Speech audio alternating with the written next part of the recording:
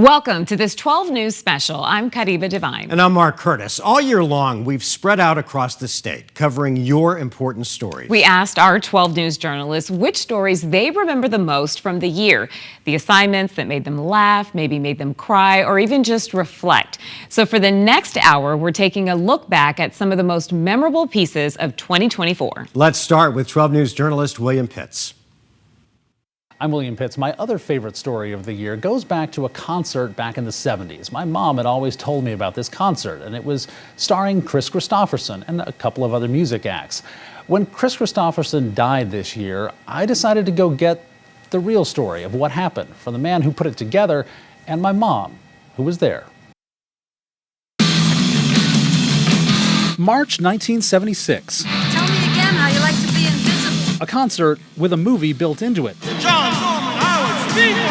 Sun Devil Stadium, the largest concert in Arizona history at the time. 60,000 people. And two huge stars right in the middle, Barbra Streisand and Kris Kristofferson. When they came into town, I was assigned to drive Kris. I had a Firebird, so I drove him here and there, and then of course I had to take him out at night, which was terrible.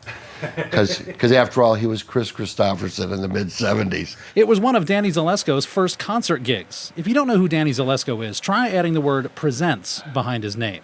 He's a massive concert promoter now, but back then he was 21 and just getting started. We're coming closer, lady. They'd be concert sets, but they were going to stop and film and do things. And you had to be there by 9 a.m. because they closed the gates because they wanted the place full. It may have been the greatest concert you never saw. Santana, Peter Frampton, Montrose, Graham Central Station, all for $3.50 and a chance to be in a movie. The second remake of A Star is Born, starring Streisand as a singer heading towards stardom and Kristofferson as a singer on his way down.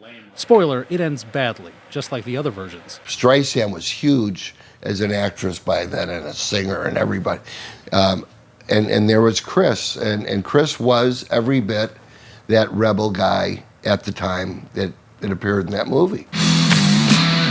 People packed into the stadium, sat on a mountain, and somewhere right around here, on the east side of the stands, was my mom. Kristofferson and Streisand came on. They did a little bit of their thing. Then they left. Then another band came on. She was a junior in college, a classically trained singer. Of course, we knew Streisand, but I don't remember if we knew Kristofferson or not. Well, you for sure knew Streisand. Oh, yeah. Because singing. I sang all her stuff. No, you can't spot her in the crowd. She's tried.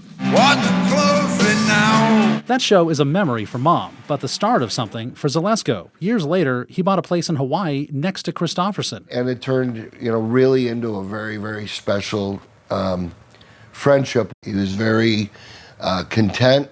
He felt fortunate. He said it all the time. Who's got it better than us? Kris Kristofferson died last week at the age of 88, a legendary singer, actor, songwriter, and friend. A hell of an 88 years. What a good man. And everybody loved him. And look at the outpouring all over the world of people. And he was one of those super nice guys, which you can tell because everybody's got a picture with him. And Danny Zalesko didn't just help make a movie. He made a lasting memory for more than 60,000 people in 1976, including my mom. It was fun, though. It was an experience. It was really good. Never done anything like it since. You're having this great experience together, and you'll never forget it, especially when those experiences happen that are above and beyond the norm, like that show. William Pitts, 12 News. Hi, I'm Colleen Skur. One of my favorite stories from this year that I got to share was about a Valley nurse who's helping treat a firefighter going through cancer, and how they came to find out that decades earlier he had helped save her from a car crash. And I think why the story is one of my favorites is for a couple of reasons. First, what a coincidence, right? That this would happen, that they would find out, and that she would not only live from that car crash, but he would get to see her so many decades later, and now she's helping save him. But I think it's also a reminder that while this instance of him doing his good work to help save her, came back to him, I think it's also a reminder that when we do good, in the world, that it has an effect on other people. And I think we always need that reminder. And so I hope you enjoy the story as much as I did. It's always right there. Far away from the fires he spent nearly 4 decades fighting. I used to hate to see needles go into skin. Chuck Montgomery retired from Glendale Fire Department. I just feel like that exposure planted the seeds for to come back and haunt me someday. Still fighting. It's the same way you fight a fire, right? You know, you go there and you don't like, oh, I think we'll just pass on this one. You know, you have to formulate a plan and attack it. The battle, stage 3 non-Hodgkin's lymphoma. This is just a fire that's inside of me that's needing to be extinguished one bag at a time. Summer and chemo don't really go well. It's at City of Hope near Tatum and Shea where Chuck goes for chemotherapy infusions and where Christy Lesnow, an RN, works. Good, not too tight. Even here. I just struck up a conversation with a fellow firefighter sitting next to me. In the storms of life, moments of connection. After she said, "You were a fireman too?" And I said, "Yeah." Always possible. Then I asked which department he worked for, and he said Glendale. And I said, "Do you know a gentleman named Raleigh?" And he said, "Yeah, he was my driver, engineer." And I was like, "Really?" I said, "Raleigh was one of the guys that saved my life." I said, "Do you know a Chuck?" And I'll never forget, he took his hat off and he goes, "I'm Chuck." And I was like, no way. 28 years ago, come September, at 51st Avenue in Beardsley, Christy says she and her mom were hit by a drunk driver. Because I had my seatbelt on, I went out the window through here, but I went back in. I remember looking over at my mom, who was completely unconscious. I was walking and I could feel this warmness just go down my throat. And that's when I felt the opening cut, because it was cut like from there to there. Chuck and Raleigh responded. They basically saved both of our lives. They gave me that comfort and reassurance. Reconnection 28 years later. You really don't run into patients that were as severely injured as her and her mom, because oftentimes they don't make it. It was great to see him and, you know, be able to thank him again and let him know what kind of impact he's made on my life and my mom's life. Life now. I think it's ironic. Patient became part of care team, as part of care team became patient. The fluids are running into me, but you know, having started thousands of those on other people, it feels full circle. From the past to a fighting chance. He's going to have a really high chance of putting this into a remission. For the future. We have a grandson. I think about raising him as well, and hopefully someday getting to see him be a firefighter. Colleen Skur, 12 News. I'm Crystal Long, and one of the most memorable stories I did this year is my Rediscover Arizona feature on the Dolly Steamboat. First of all, my office for the day was Canyon Lake. Dream assignment. Second of all, there's so much sightseeing to do in our beautiful state. From the wildlife to the towering cliffs to the sparkling waters, it was so amazing to explore Canyon Lake on a steamboat. And I got the coveted captain's cap for the story too. Check it out. All aboard for an Arizona adventure like no other. Hop on the Dolly Steamboat with me where you can take a cruise in the middle of the desert. We do welcome all of our guests aboard Dolly Steamboat today. It's going to be a gorgeous day on Canyon Lake. My name is Jeff Grimm, and I've been piloting the Dolly Steamboat here for about 35 years. My family had purchased into the business back in 1986. The name came from the original owner's wife. She dressed up in all the regalia of the 1800s, and she had the big hats and the umbrella, and she loved doing that. So she greeted people, and she still does outside marketing for us. In her 90s, every now and then she'll come out and take a cruise, so she's doing really awesome. We're on the hour-and-a-half scenic nature cruise now, but there are also dinner and astronomy voyages too. It's something for everyone. What does it feel like to be captaining the ship out in the beautiful Canyon Lake? What really drives me is to see people enjoying themselves. The photo ops are endless on Canyon Lake. In addition to the spectacular scenery, be on the lookout for desert bighorn sheep and bald eagles. Does this hat make me your co-captain? You know, if you would like, feel free to sit up here and you can take, apply the waters of Canyon Lake. But Beth wore it better. She not only took the captain's cap, she took the wheel too. Yay! Can I high five you too? Good job! We hope you enjoyed your trip aboard the Dolly Steamboat today. On Canyon Lake, Crystal Long, 12 News.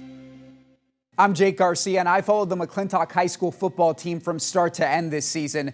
They experienced more success than the school had seen in decades, overcoming tragedy, grief, and loss along the way. This is a story of a team motivated by a higher purpose, inspired by the memory of their teammate and the culture of their head coach. 3, 2. The strength of a football team, found in the pounds they push and the weight they carry. Good, here we go. At McClintock High School, it's a symbolic strength that's powering the season. It's found in the huddle, on their helmets, inside team headquarters. The Chargers are playing with heart because they know what it's like to hurt. I was at work, and I got a call from his mom, and she just called me saying that he was gone. Daniel Fuentes and Abdul Adams, Slim for short, were best friends. He was actually that night, he was coming to spend the night at my house after he had went to the lake. Abdul was just a junior, killed in a kayak accident this spring. I don't know why or what God was thinking when taking him. Just, he was special to us, not only us, just everyone on this campus. Slim was poised to play his first year on varsity and catch passes from Jackson Knutson. He was short in stature, but big when he stood in front of the team. We just knew the whole season was going to be about him. We say Slim in every break. It obviously means a lot to us, and he meant a lot to us. It's not like, no, 1, 2, 3 Chargers. It's 1, 2, 3 Slim. It's proud. People are proud to say it. Slim, I love you. Slim, this is for you, baby. A season dedicated to Slim, seen in week 1. His family walking us out the very first week, holding his jersey. And in the 9 weeks since. We knew what we wanted. We wanted to go 10-0. We wanted to do it for Slim. A roaring success until a setback 2 weeks ago. McClintock's perfect record ruined in a blowout defeat to Campo Verde. It was really a slap in the face, losing that game. The loss wasn't just reflected on the scoreboard, it was evident on the sidelines. A season that started with tragedy had taken another turn.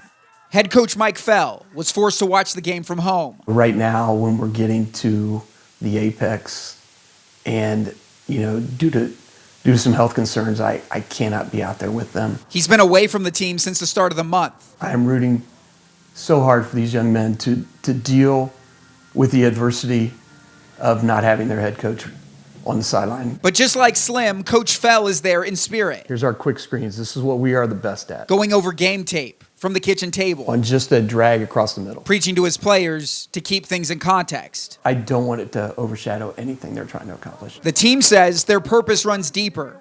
If Slim is the heart, Coach Fell is the soul. Slim Fell, let's get it done. Both symbols to give strength. Fell on 6, 1, 2, 3, Slim. 4, 5, 6, Fell. Jake Garcia, 12 Sports. Hey there, I'm Rachel Cole. I cover a lot of community stories. This one was very special to 12 News. Not only was it a Tegna Foundation grant recipient, but obviously it helps service animals along with service members. Our veterans do so much for not only our country, but our community. So to see these two align and really be able to be a match made is so special. And we were so grateful to meet the people involved in this story and really get to share what they do. And every year they do an annual event where service members can learn about all the resources available within their nonprofit organization. And it's just special to meet some of these service members who come back and don't necessarily know how to get back into the civilian world, but they were soldiers at one point. It's what they do. They want to serve, but they're able to do it so much better with a companion by their side. So this organization is the tops, and we were so grateful to be able to not only donate from our station to their organization, but to share their story along the way. Me. Simple commands for Shotzi May. This is my second favorite woman in my life. This is Shotzi May. We have been together for 6 years. She is a purebred German Shepherd that we got married up with through Dogs for Vets. The solution for Navy veteran Dave Delano after 20 years of service. In the Navy, to include 10 deployments. I boarded illegal Iraqi oil smugglers 96 through 2001, and then I did 2 tours boots on the ground in Al-Assad, Iraq. Trying now to survive the civilian world with service-borne conditions. We talked about my PTSD. I have 3 vertebrae fused together in my neck, shoulder surgery, 2 knee surgeries. I just got spinal stenosis in my lower back cleaned out and everything else. Finding peace post-combat and confidence with his own canine. We get trained together, so we don't train the dog, we don't train the veteran, we train the team. With me? Something special about the American Service Animal Society. It's your fur baby. If you're having a good day, your dog's typically more excited. You're having a bad day, they're glued to your side. They're always talking to us, we just don't know how to listen, so we really focus on what is your dog telling you. Sean Klassman's folks starting the nonprofit, recognizing the need, the group giving back to our vets since 2006. How did the 12 News grant that came through help you guys in what you're trying to do to serve the community? Oh, it was amazing. We provide all free training supplies. So their harnesses, leashes, if they need that. If we have somebody that can't afford boots for their dogs, we will provide boots. Funds helping their mission, making sure veterans know they are not alone. I am not able to be as mobile as I would like to be. In a lot of cases, Shotzi will be able to post up in front of me and I can use her as a brace. Training ranges and lasts a lifetime. We go through the Canine Good Citizen test, which is an American Kennel Club test. We're all AKC evaluators. There's been times where we've taken the light rail into Phoenix, even gone through TSA and practiced boarding a jet. The impact. She has actually created an opportunity for me to be able to provide for my family. Invaluable. A lot of military members, when they get into that place where they can't fix something, they close down. My wife of 30 years, she's my rock star and everything, and she says, we need something to help you, and that's where Dogs for Vets and Shotzi May made this happen. Thank you, Shotzi May. If you'd like more details about this particular program and how you can get involved or how you can donate and give back to our military members, just check out 12news.com. We're in the East Valley. Rachel Cole, 12 News, back to you. Hey everyone, it's Erica Stapleton with the 12 News I-Team. And one of my most memorable stories this year was continuing to cover what happened after the zone cleared. The zone used to be Phoenix's largest homeless encampment, but a judge ordered the city to clear out the encampment in 2023. The city said it helped a lot of people in that process as it continued to add in new resources, new shelter spaces, but there are still a lot of people who need help and more people continuing to fall into homelessness. So anytime we cover a story like this, we try to look at what's working, what's not working, where money's being spent, where money's not being spent, and we really want to hear from the people impacted most, people who do not have shelter, who might be living on the street. And to do that for this story, we had to go out at night on the canals. Darkness falls on the canal. Shout time! Come here, guys! Dinner! People come out of the shadows. Vamos para comer! Eric Sanchez runs the Masa Project of Arizona, Make sure you guys get some dog food as well. a volunteer group that offers aid to those experiencing homelessness. We hand out food, Narcan, water, and free hugs, not drugs. On this night, Hello, hello. it's dinner. Come and get some food, you guys. It's nice and hot. You don't want to go to sleep hungry. It's terrible. No. Have you had to go to sleep hungry a lot of nights? Yeah. Isaac says he's been homeless for the past 4 years, staying on the canal here near 23rd Ave and Indian School. I keep leaving this place and I come back. He says he's struggled with drugs and struggled with getting help. It's just like a big waiting list. Fall through the cracks like me, it's real hard. I don't think we're bad people. We just don't have a home to go to. Lacey says she's been out here since December after losing housing and not having enough money to pay bills. Not knowing where you're going to sleep at night makes it kind of hard to be planned and ready for what you're supposed to do the next day if you didn't get robbed that night. So it's a lot to watch for out here. But this guy right here is amazing. He does more than just feed us. He really does. Eric has his own style, armed, open to everyone. Hey, brother. We got chow in the canal down there on the left. Always live streaming on social media. Welcome in, everybody. Viewer discretion is advised anytime we're out here. It's reality. But his grassroots efforts How many people would you say come through the line every night? Here, between 80 and 100. have become essential. And just looking at these people there, you know, they're living out of a shopping cart. They're obviously looking at their fentanyl, and it's a shock, you know, just experiencing this. It's a horrible reality, but something that we have to do and keep them alive. There needs to be more resources at night. 8 p.m. to 4 a.m., there's not really much. Do you see people out here that came from the zone area? A lot. For years, the Zone was Phoenix's largest homeless encampment. More than 1,000 people on the streets at its peak. Then, neighbors sued the city for not doing enough to keep the area clean and safe. And a judge ordered the city to close the encampment down. That happened last November, But it didn't mean homelessness just went away in Phoenix. The I-Team analyzed 16 months of data from the city, and after sifting out duplicates, found that calls for encampments, or people needing help with homelessness, went up in the months after the zone was cleared. Some people have said that people just moved to a different location. The problem just shifted out of the neighborhood. What do you say to those claims? Well, I definitely think that over the last decade, we have seen a huge increase in the number of people experiencing homelessness in our community. So what they're seeing and feeling is true. We are seeing more people experiencing homelessness. Rachel Milne with Phoenix's Office of Homeless Solutions. The city did successfully close all 15 blocks around the campus to camping.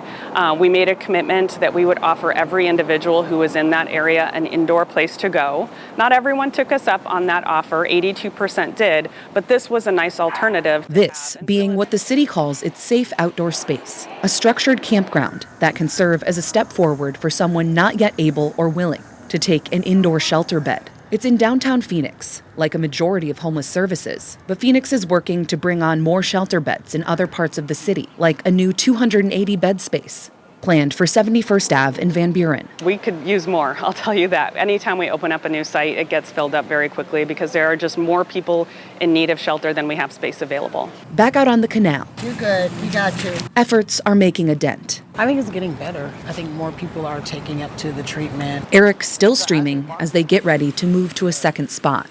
Living like this is addicting. He thinks the more visible the problem, the less likely people will get lost in the shadows. And so you have to kind of adapt and approach on a different level. And so that's what we do. Meet people where they're at. Yes, yes. Sometimes it's from the ground up. In Phoenix, Erica Stapleton, 12 News.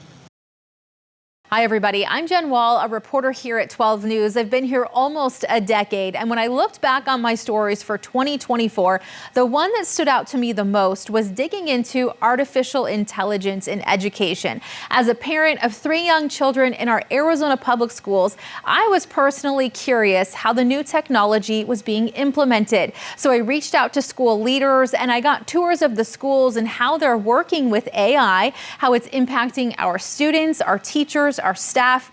And one of the parts of the stories that stood out to me most is how school leaders are navigating both the benefits and the risks of AI, plus what the plans are for the future.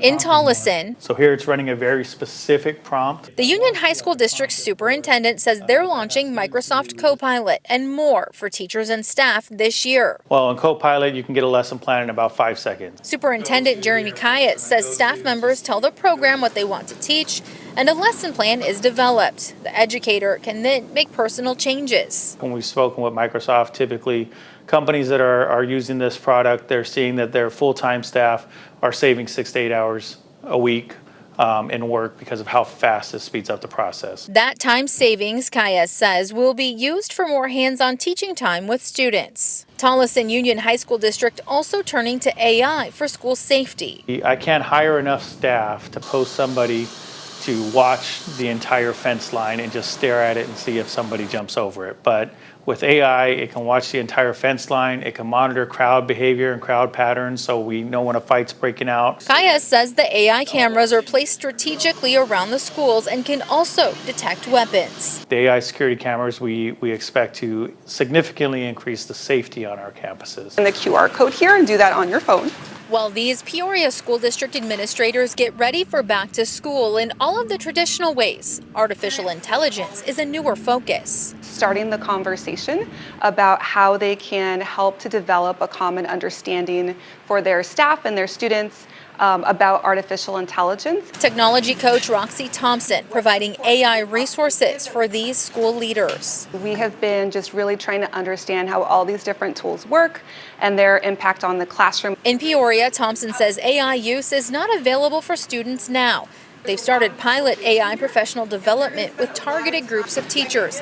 And this year, they're offering the training to more staff. Some of our teachers that are using it predominantly for brainstorming. Another tool in the toolbox to optimize daily tasks, aiming to give teachers more time with students. While Arizona school districts turn to AI for efficiency, safety, and enhanced learning, NAU's Arizona Institute for Education and the Economy is issuing guidelines for AI use in schools. Set the record straight for Arizona schools and kind of make it official that we really need this balanced perspective. Dr. Leanne Lindsay says with the benefits of AI come risks. NAU outlines 5 AI risks education leaders need to watch. The truth is that there's just as much, if not more misinformation baked into AI output. And so it really is a responsibility of every teacher or every user of AI to provide that human oversight. Making sure the AI-generated information is approved and creating more student-centered learning in Arizona. Jen Wall, 12 News. Hi, everyone. I'm 12 News Today and AZ anchor Allison Rodriguez. And one of my most memorable stories from this past year had to be with the Arizona DPS Air Rescue Unit. I got a special sneak peek inside at what it takes to be a part of this unit, some of the training that they do, which is incredible. And then, of course, some of the work, very important work that they do as well. And they can do anything from being called to the most remote areas of our state to do rescues for people who have maybe hurt themselves. They can't come down from some of these spots that they were hiking, or even helping with federal authorities along our southern border. They practice the water rescues as well. They're just an incredible team, and I'm really grateful that I got a chance to get that inside look, and I'm also glad you are going to get another look at that as well. Whether you're stuck on a cliff, trapped in floodwaters, or a wildfire threatens your home, they are the team that gets called in when nothing else will do. Just take it slow and easy. This is the Arizona Department of Public Safety Air Rescue Unit, an elite, highly trained team who are tasked with rescues in the roughest conditions with pinpoint accuracy. When the call comes in, they're off in a moment's notice. But most days for this team start here or in North Phoenix at the hangar. Team members are going over their checklists for the Bell 429 chopper. Pilot Kanan Bahadir looks over the cockpit, then gives an all-around inspection. He's been part of the team for nearly a decade. It was kind of my dream job when I first started flying to come here. Typically, this is a team of 3. So usually we're flying single pilot and 2 paramedics. Many of them are cross-trained as the systems operator and rescue specialist. Michael Snyder has helped with some of the most difficult rescues. If I'm the rescue specialist, I'm looking down and seeing how many subjects we have, do they have injuries, trying to gather as much information, so I'm making my rescue plan as a rescue specialist. And he's figuring out what kind of equipment is needed while in constant communication with other team members. So if you happen to find yourself in trouble, DPS Air Rescue is trained to help you out. And they will typically use one of these 2 harnesses. This one used for the water rescues and this one used for most other rescues. That's what you see them using here in this rescue when this hiker called for help. The rescues are as dangerous as they look, being feet away from mountain cliffs, inches above rushing water, so the training is intense. We got to witness that firsthand, seeing how the team communicates and works together.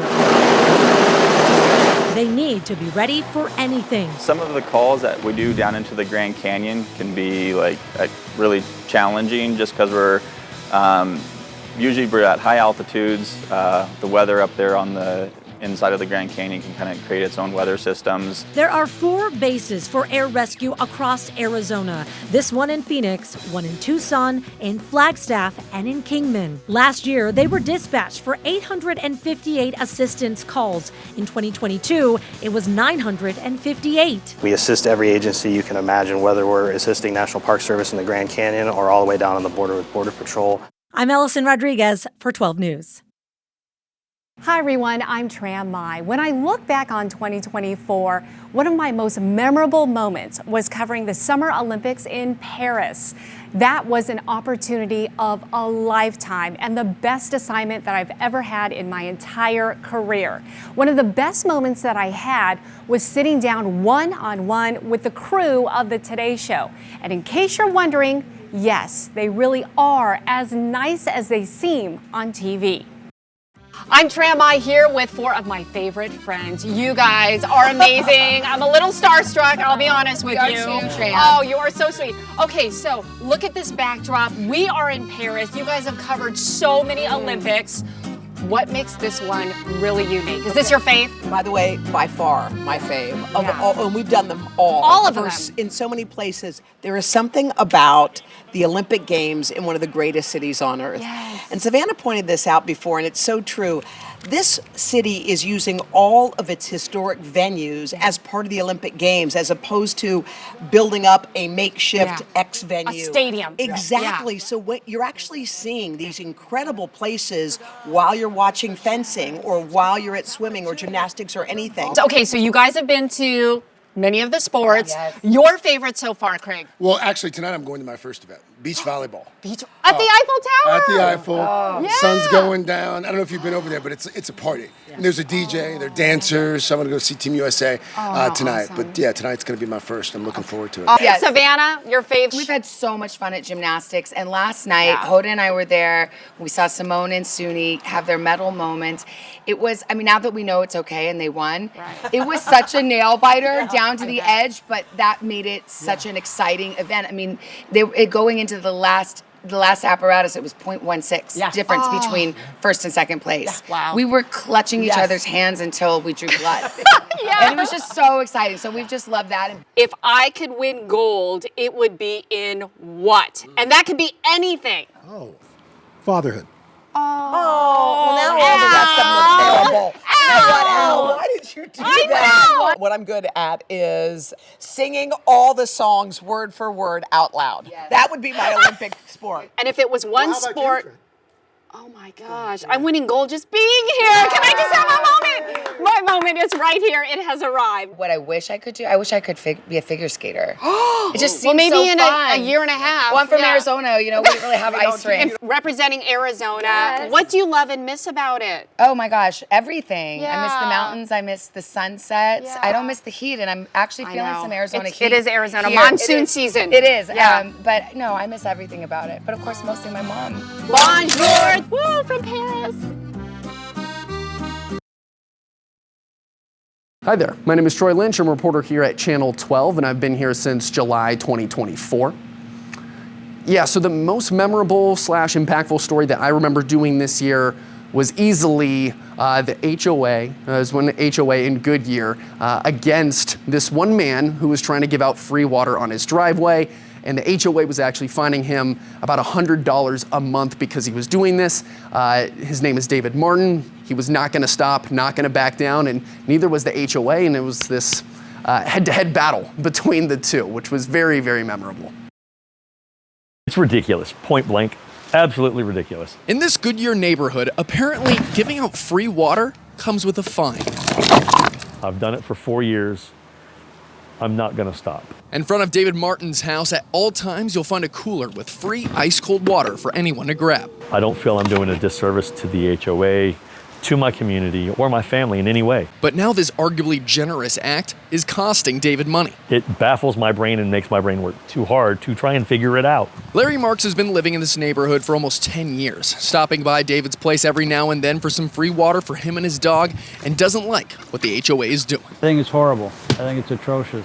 I think they should focus more on improving our community than finding somebody for giving out free water.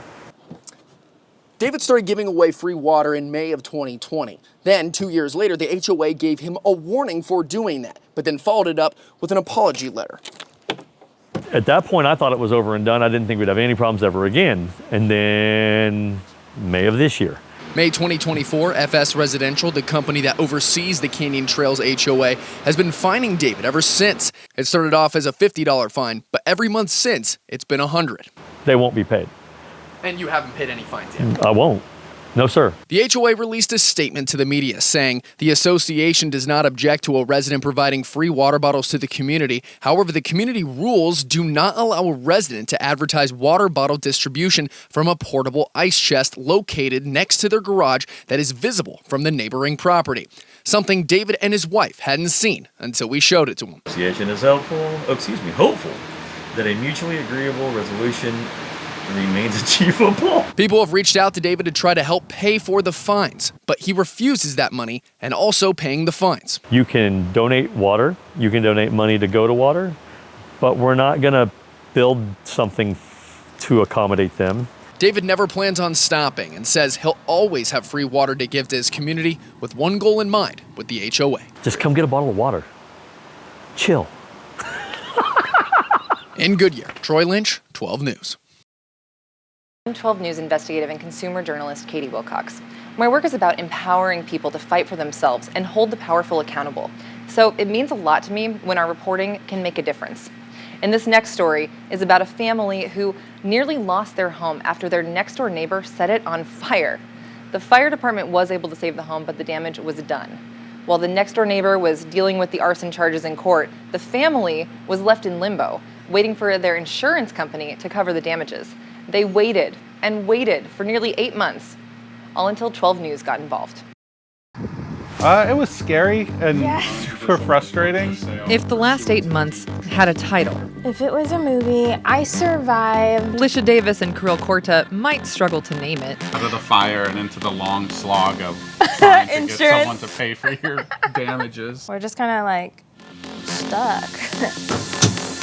Just kind of in a limbo where... Yeah, that's what it feels like. It feels like a limbo. Whatever the headline, these two have been frustrated. The frustrating thing is, like, it happened to us, so it wasn't like our fault. Still able to laugh, even after all they've been through. There shouldn't be so many roadblocks in the way of us just being able to live in our house the way it was before they lit it on fire. After their next door neighbor lit it on fire. Hello? August 26, 2023. 911. Our neighbor just set our car on fire. Okay, I need the police here. Lisha saw their neighbor acting erratically, shaking a red gas canister. No! If you set our yard on fire, it's gonna fire our whole house up. And throwing a match. Okay, we have lots of help in now. Where's your neighbor? He's still setting his fence on fire.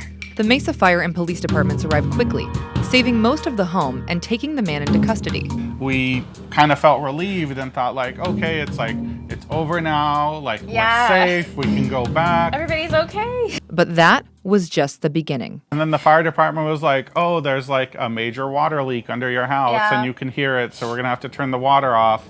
And we're like, okay. The fire spread under the floor, damaging their electrical and water systems, their flooring, their fence, their wall.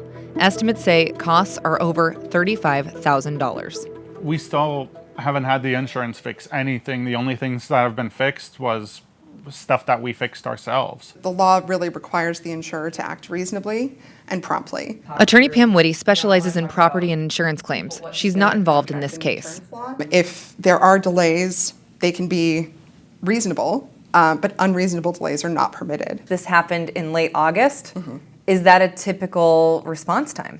So the insurer can take as long as they need to. There could be turnover of staff or somebody out on leave. I think I'm surprised a little bit by that time, just generally speaking.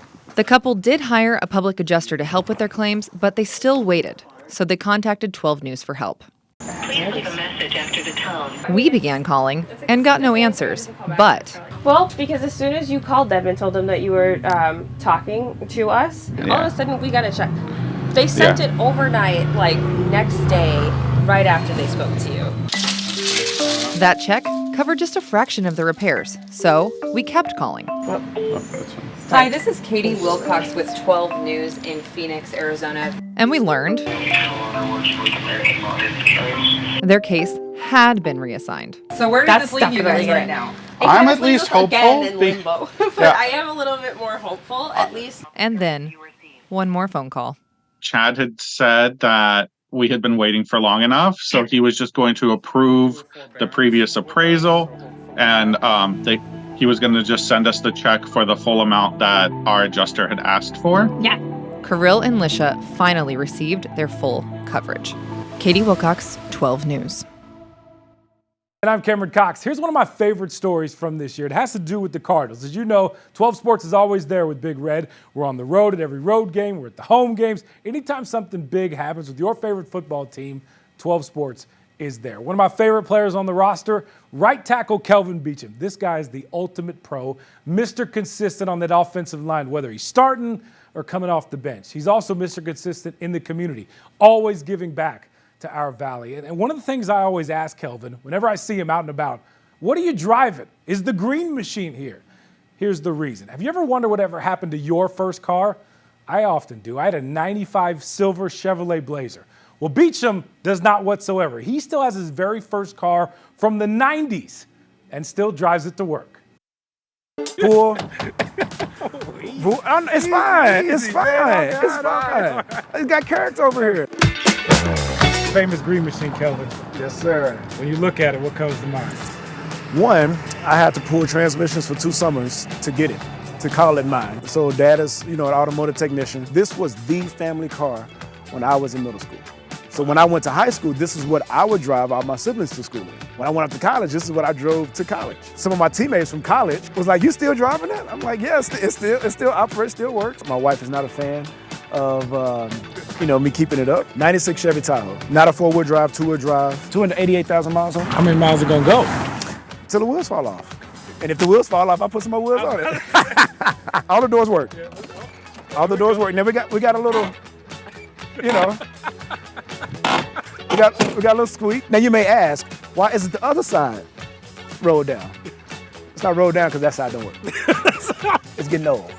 It's getting old. So I gotta at some point, I gotta reupholster again. We have an event. It's gonna be at Dominic's. That's what I'm pulling up in. You pulling up the Dominic Steakhouse? I pulled up in the Global Ambassador in this. What are you talking about? Did you valet it? I valet it. Okay. And I tell them, do not mess with the seat. Because it's not going It's not going back, so don't mess with the seat. This thing not going to fly? It's about being smooth. Okay, so it rides smooth. It rides smooth. Now, if you take it over 70, it starts to, this will be passed down to my son next. They love this because the thing is, they're like, "Dad, can we drive the green machine? I want to see the purple windows." The purple? Look at that. It is purple. Well, it's 10. The 10 look old, man. Had a radio. CD player, the extended cup holder. This is from high school. This is a medal that I got for throwing a discus. It's a job to just pop through. You keep your index finger here? Yep. Where? Oh, right there. Okay, so it doesn't come off. Got it. So it don't come off. Okay. We pull it. Did it pop? Yeah. Woo-hoo. So usually I have my son doing that part while I'm out there. Yeah. It's a testament to what's actually needed in today's society. Not everything is gonna be perfect, which there's been times where this didn't start. And this was my only form of transportation. But for the most part, man, this is my baby. And the thing is, it continues to remind me where I came from. Cruising with Kelvin. Cameron Cox, 12 Sports. Thanks for joining us for this 12 News special, and thank you for trusting us to tell your stories. We'll see you back here on 12 Plus.